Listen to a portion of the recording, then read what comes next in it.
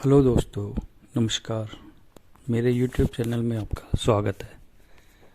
आज मैं आपको एक ऐसी कंपनी के बारे में बताने जा रहा हूँ जो कंपनी ना केवल ख़त्म हो गई थी बल्कि बैंकरप्सी के कगार पे आ गई थी और उसको अपना कर्ज चुकाने तक के पैसे उसके पास नहीं थे।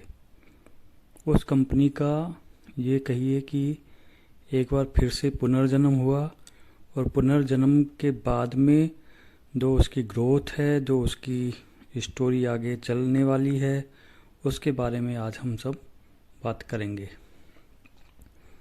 सबसे पहले मैं बता दूं, इस कंपनी का नाम है मोनट इस्पात एंड एनर्जी लिमिटेड, जिसको अब JSW इस्पात स्पेशल स्टील के नाम से भी जानते हैं। इसका पुनर्जन्म कैसे हुआ?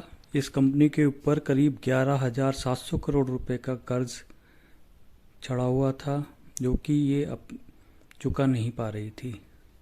स्टील सेक्टर में, जैसे कि आपको मालूम होगा, चाइना के सस्ते स्टील की डंपिंग इंडिया में हो रही थी। भारत में भी इतनी डिमांड अच्छी नहीं थी और स्टील सेक्टर बुरी तरीके से पिटा हुआ था। उस समय दुर्भाग्यवश कंपनी अपने ऑपरेशनल खर्चों की वजह से और दूसरे खर्चों को मेंटेन करने के लिए बैंकों से कर्ज पे कर्ज लेती रही, जिसको वो बाद में उतार नहीं पाई और हालत ये हो गई कि कंपनी बंद होने के कगार पर आ गई। लास्ट में ये कंपनी NCLT में गई और जहाँ पर JSW आयन कंसोर्टियम ने इसके लिए हाईएस्ट बोली लगाकर इसको खरीदा। करीब 2875 करोड़ रुपए में इसको खरीदा गया। ये प्लांट क्योंकि बंद पड़ा हुआ था और इसमें बहुत सारे एक्सपेंशन के प्रोजेक्ट भी थे जो सभी बंद पड़े हुए थे, तो इस कंसोर्टियम की फर्स्ट प्रायोरिटी ये थी कि इस प्लांट को जल्दी से जल्दी चालू किया जाए, क्योंकि इनके पास स्टील मैन्युफैक्चरिंग की अच्छी खासी क्षमता थी, करीब 15 लाख टन की। इसके अलावा इनके पास माइंस भी थे और इनकी जो लोकेशन थी वो एक ऐसी जगह पे थी जहाँ पर इनको स्टील में मिलने वाले एलिमेंट्स जैसे मैग्नीज और वगैरह सब इजीली अवेलेबल थे। अभी ये प्लांट चालू हो चुका है और सबसे अच्छी बात यह है कि ना सिर्फ चालू हुआ है बल्कि बहुत ही एफिशिएंटली चालू हुआ है और डे बाय डे इसका ऑपरेटिंग इनकम बढ़ रहा है। आप अगर इसके रिजल्ट्स पे गौर से देखेंगे तो और कंपैरिजन करेंगे तो क्वार्टर बाय क्वार्टर इसका ईयर बाय ईयर इसकी ऑपरेटिंग इनकम बढ़ रही है। पिछले क्वार्टर में इसके रिजल्ट्स ज़रूर अच्छे नहीं आए थे। उसका मेन कारण ये था कि पिछले क्वार्टर में इसमें कुछ एक्सपेंशन होने थे, एक नई फर्नेस लगाई गई, उसकी वजह से बहुत दिनों प्लांट बंद रहा और इतना ऑपरेशन इनकम नहीं हो पाया जितना कि एक्सपेक्टेड था।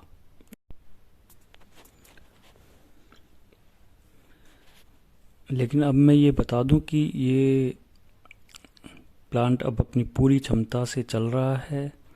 ना केवल चल रहा है बल्कि इसके ऑर्डर बुक पोजीशन भी अच्छी है और इस समय चाइना में स्टील की स्थिति ये है कि वहाँ पे पोल्यूशन के चलते उत्पादन पर बहुत सारी रोकें लगी हुई हैं स्टील उत्पादन पर, जिससे वहाँ पर उतना स्टील प्रोडक्शन नहीं हो पा रहा है। तो भारत की स्टील कंपनियों के लिए बहुत अच्छी अपॉर्चुनिटी इस समय है और इंफ्रास्ट्रक्चर पर जो गवर्नमेंट का खर्चे हो रहे हैं उस पर स्टील की डिमांड बहुत अच्छी बनी हुई है। ये सारे परिस्थितियाँ स्टील कंपनियों के लिए एक गोल्डन अपॉर्चुनिटी की तरह इस समय बन रही हैं। स्टील की कीमतों में ज़रूर उतार चढ़ाव इंटरनेशनल लेवल पर होता रहता है, तो इनके बट जो डिमांड अभी इंडिया में है उसको देखते हुए स्टील कंपनियों के आगे के कई साल बेहतरीन होने वाले हैं, ऐसी मुझे उम्मीद है। अब बात करें मोनेट इस्पात की, तो इस समय प्लांट जैसा कि मैंने बताया फुल कैपेसिटी पे चल रहा है और सबसे अच्छी बात है कि इसके पास ऑर्डर्स भी भरपूर हैं और स्थिति ये है कि अभी इनकी कैपेसिटी से ज़्यादा इनके पास ऑर्डर आ रहे हैं। इसका शेयर पीछे इन्हीं तमाम अच्छी खबरों की वजह से अपने हाईएस्ट लेवल पे 67 रुपीज़ को टच किया था, लेकिन उसके बाद धीरे धीरे ये नीचे आ गया और अभी कुछ दिन पहले करीब 28-29 रुपये के आसपास चल रहा था। मैं उन सभी निवेशकों से ये कहना चाहता हूँ जो कि लंबी अवधि के लिए इन्वेस्ट करना चाहते हैं और अपने इन्वेस्टमेंट को कई गुना बढ़ाना चाहते हैं, ये प्राइस, ये लेवल अब इस कंपनी का एक बहुत ही सुनहरा अवसर है लेने के लिए, लेकिन शॉर्ट टर्म के लिए नहीं, एक लंबी अवधि के लिए।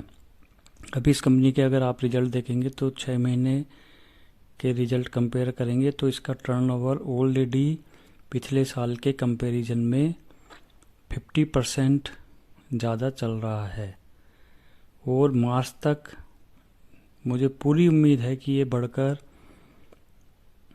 50% से कहीं ज़्यादा रहेगा, क्योंकि जो इनका शटडाउन होना था, जो प्लांट बंद होना था, वो हो चुका है और अब मार्च तक ये और भी अच्छा टर्नओवर कर लेंगे, मुझे ऐसी पूरी उम्मीद है।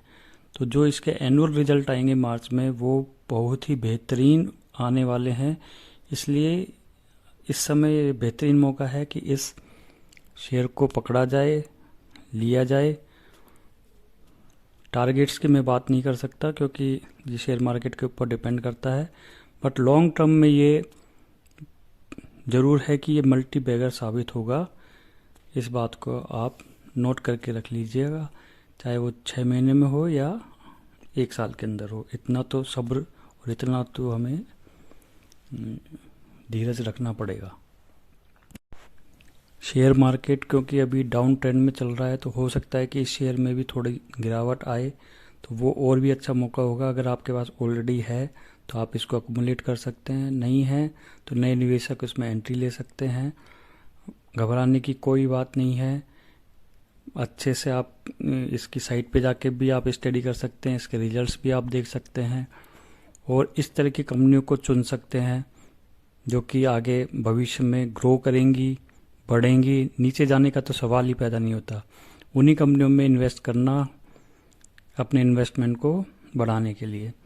तो ये कंपनी उनमें से एक है और मैं सभी को यही राय देता हूँ कि इस समय ये बेहतरीन मौका है इस शेयर को पकड़ने का। इसी के साथ मैं अपना वीडियो ख़त्म करता हूँ। आशा है आपको ये पसंद आएगा। आप ज़रूर एक बार इस शेयर को विजिट करेंगे, इसके बारे में स्टडी करेंगे और अपना डिसीजन आप स्वयं लेंगे। Thank you. क्योंकि पैसा आपका है, डिसीजन भी आपका ही होना चाहिए। हाँ, जानकारी देना मेरा काम था, वो मैं से जितना हो सका मैंने दी है। अगर आपको ये वीडियो पसंद आए, जानकारी पसंद आए तो ज़रूर लाइक करें। Thank you.